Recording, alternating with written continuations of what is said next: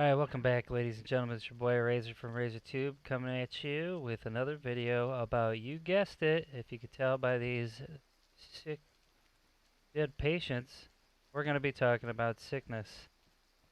That's my boy Jade Monkey. Say what's up. Hi. Now, Hi. today we were going to cover some of the questions you guys have had been asking us in our comments, and it's about sickness. What happens when you get sick? What's the differences between each sickness, and how you can cure it. Alright, so here we got all our meds and everything lined up for us because we wanted to show you what everything does. Now, obviously in 1.7, sickness has changed. You can actually acquire a cold or I guess a cough now due to weather. So we kind of wanted to answer some of those things and let you guys know how we cure it and what to do for it medicine wise.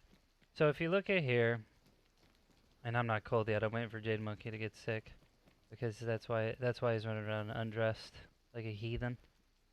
Yeah. Anyways, so you can get a common cold, you can get viruses from eating things that are bad, you can also get cholera from drinking bad water, and you can also get infected from other players that touch your container, i.e. your water bottles, your cooking pot, or your canteen. So if another player actually drinks out of one of those containers, they can actually put the sickness on the container and it can be passed to you. And if you don't clean it properly, you can get sick. So just to knock this out real quick, to sanitize some of these containers, you can use disinfectant spray or alcohol and wipe down the containers that you let sick players use. You can actually disinfect it by spraying it. So same thing goes for alcohol. You can apply the alcohol to any container of your choice that a infected player has touched. Once you're done, it's all nice and clean. You empty the contents out and you can put clean water in it. Now, speaking of which, containers, right? Here's the deal with containers. Whenever you're in the DayZ map and you're looting, you want to basically get a container so you can put water on it, or in it, and then you can just go around the map and survive off the little water that you have. But don't do it just yet. Don't grab the container and drink it right off the bat, because that might 60% of the time have cholera in it. So what you want to That's a do, lot. yeah, That's a lot. eh, Like 60% is like pretty much you're gonna get cholera. pretty much. So here's the deal with your containers. What you want to do is go inside of a house. Obviously, you don't want to be seen in the middle of nowhere pouring out water. You want to take it and pour it out on the ground. Oh, don't drink it. Don't drink it. So you want to pour out the contents of all the water you get that comes in the container that you find from looting. The problem is once you empty out all that water, you have nothing to drink. So you find yourself in the middle of a rock and a hard place, right? So what you're going to want to do is obviously go down to the river or a water pond or source rather, and just fill it up, okay? So we're filling up our water canteen now, and then we're going to go back up top, and then I'm going to explain the process. Now, you can put water in canteens, water bottles, and cooking pots. Jeez, couldn't spit that one out fast enough. Sorry, So, I don't know where the zombie came from. what do you do when you have dirty water? What do you do when a person with cholera drinks out of your water bottle? So, what you're going to do is take these chlorine tablets, right? And if you see in the description for it, it's water purification tablets. So what you do is you go up to your canteen or container in general, and you hold it down, the action button down, and you basically purify your water source that you're trying to ingest. Okay? So now that is purified. Okay? That's how you can stop yourself from getting cholera. But here's the deal. What if you don't have any container and you have to drink out of the river, right? what do you do? Okay.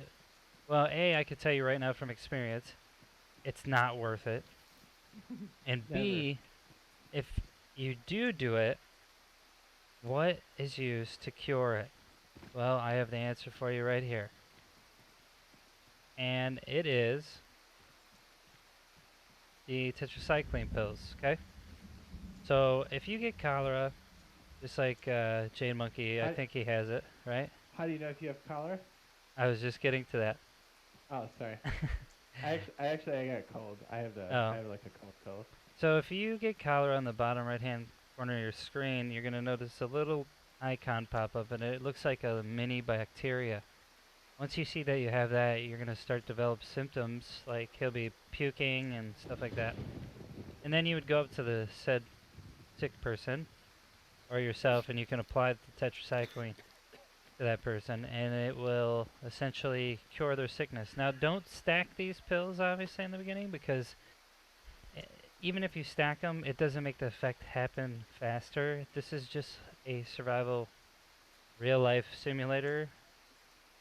It basically, you have to wait for the pill to metabolize just like a normal body, and then if you still have it, then take another one once the pill icon is gone. Now, obviously, he's got a sickness going on right now.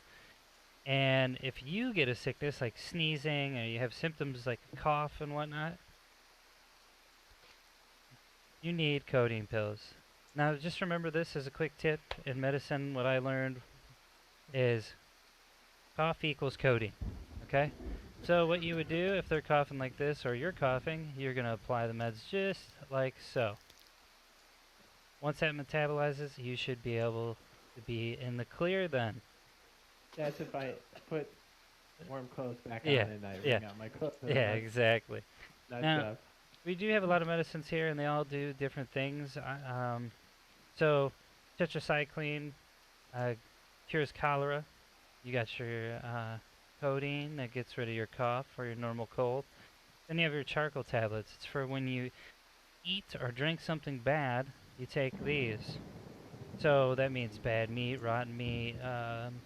If you drink gasoline or something on accident and you forget that pesky little container that you filled up for the car and you I just chugged it. who nobody's done that. Yeah, he's done that. I've done that. And then you have your vitamins. Now, this is kind of an enigma in itself. What it does cure is cholera. We don't know why yet. Maybe the vitamins have We don't certain know if it was effects. intended to do that. Yeah. Yeah, maybe the vitamins have a certain effect, or you know, we don't know if the developers intended for that to happen, but that's what happens. Now, one way to tell what you have sickness-wise is the symptoms that you develop over time.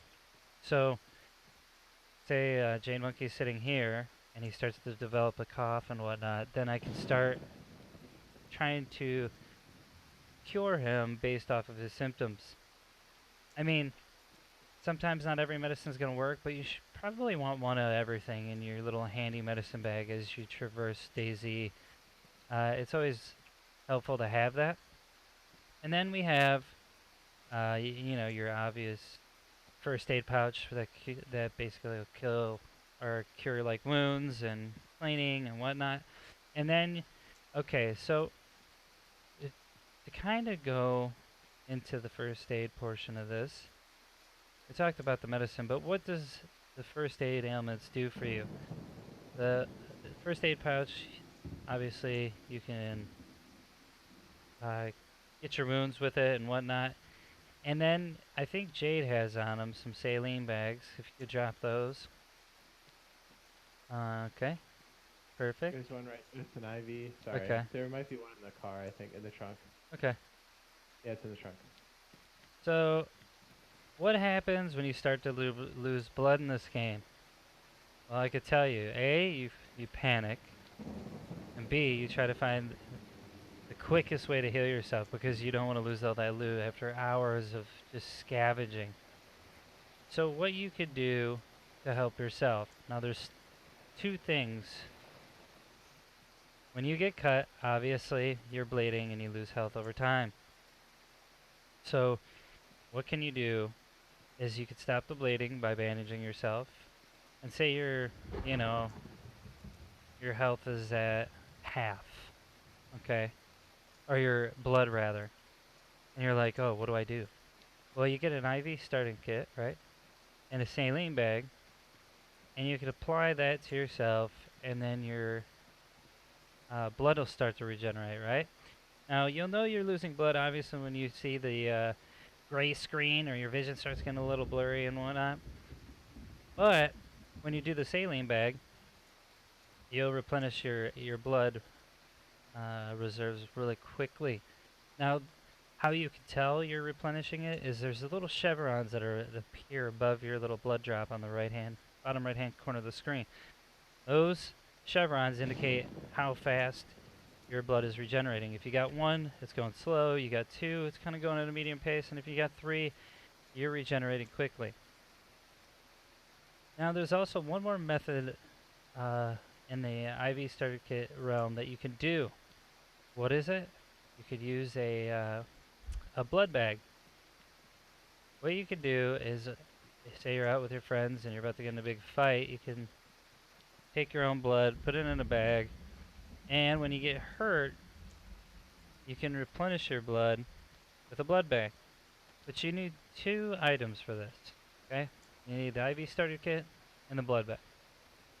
What these do together is it equals regeneration of your blood again. Now, it has the same effect on your blood reserves as the saline bag, so you'll notice that chevron indicator and how fast you're regenerating blood over time, which is nice. Because say you get hurt and you're kind of just running around with your friends, you're kind of getting messed up by other squads or bandits and whatnot through DayZ, you're going to notice, hey, I'm hurt, I got half health, my blood drops half, how do I get my blood back so I can start regenerating health? Well, that's going to be with the blood bag and IV starter kit, or the saline bag.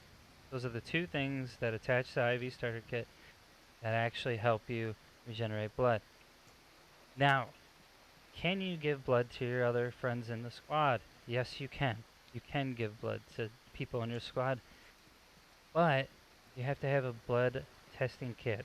So, blood testing kit, you go up to somebody, and I don't have one on me, but you would go up to your member of your squad, you'd poke them with it, it tests their blood, it tells you what kind of blood they have, and in the bottom right hand corner of the screen, they'll get an indicator or a little letter above their blood drop that says what type blood they are. Now, if they have the same type of blood as you can give it to them. Or if they have, or if you have AB positive, you can give blood to anybody.